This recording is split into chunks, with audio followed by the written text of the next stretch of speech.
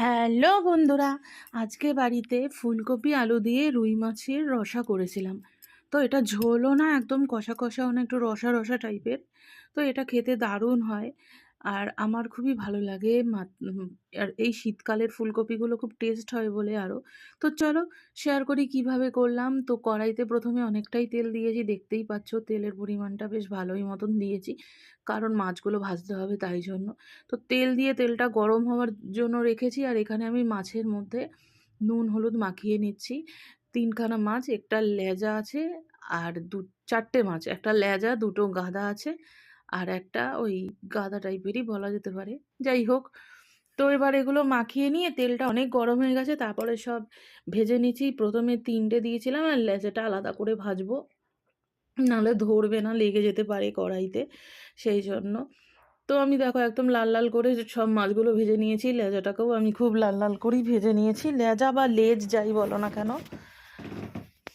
তারপরে মাছ ভাজা হয়ে যেতে ওই তেলের মধ্যেই আলুগুলো দিয়েছি, নুন আর হলুদ দিয়ে আলুটাকেও খুব ভালোভাবে ভাজা করে নেব। আলুগুলো একটু বেশি আছে, কারণ আজকের আমাদের দুবেলার রান্না হচ্ছে, সেই জন্য আজকে। কারণ সন্ধ্যাবেলা একটু বেরোনোর কথা আছে, তো রুটি করাটা পসিবল না, সেই জন্য একেবারেই রান্নাটা করে নিচ্ছি, রাত্রে ভাত খাওয়া হবে। তো আলুগুলো ভাজা হয়ে যাওয়ার পর ফুলকপিটাও ভেজে নিয়েছি, আর একদম লাল লাল করে ভেজেছি। আর ফুলকপি ভাজতে গিয়ে সব তেল ফুলকপি টেনে নিয়েছে, এই একটা সমস্যা। ফুলকপিতে প্রচুর তেল লাগে, তাই জন্য আবার আমাকে তেল দিতে হয়েছে। তেলের মধ্যে গোটা গরম মশলা, তেজপাতা আর গোটা জিরে ফোড়ন করে, আর মাছের ঝোলে আমি সাধারণত জিরে ফোড়ন করি। তারপর আমি দিয়ে দিলাম ক্যাপসিকাম, টমেটো আর পেঁয়াজ কুচি। এবার এটাকে ভালো মতন করে ভাজা ভাজা করব নুন দিয়ে।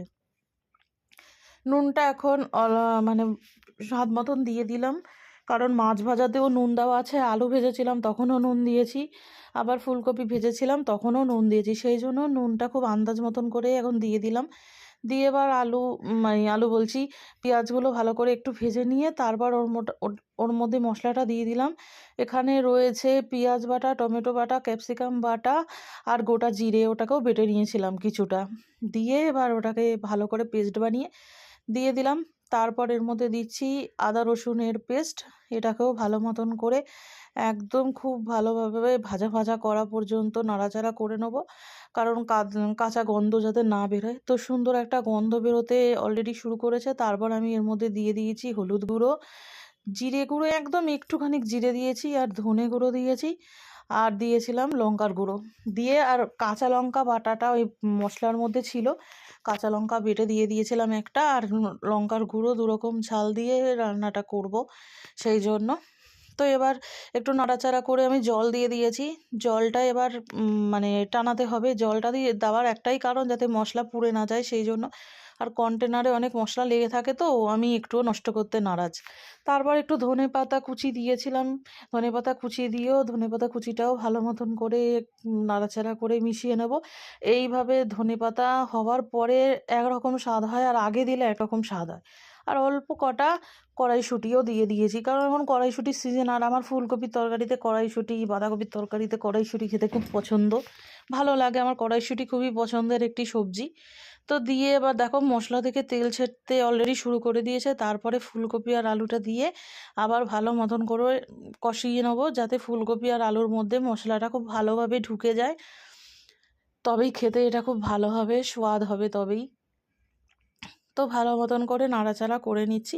তারপরে একটু জল দিয়ে দিলাম। এবার জলটা দেওয়ার পর মানে অনেকটাই জল দিতে হবে, কারণ ফুলকপিগুলো সিদ্ধ হবে ওই জলে, আলুও তো সিদ্ধ হবে, সেই জন্য অনেকটাই জল দিয়েছি। তারপরে একবার ফুট হয়ে যেতে আরও কিছুটা কড়াইশুঁটি আমি দিয়ে দিলাম। কড়াইশুঁটি দিয়ে আবারও এটাকে ফুটিয়ে নেব। ফুটানোর পর দেখো কড়াইশুঁটি দিয়ে আরেকবার ভালো মতন করে নাড়াচাড়া করে এবার আমি এটা অনেকটাই হয়ে গেছে, এবার আমি মাছগুলো একটা একটা করে দিয়ে দিচ্ছি।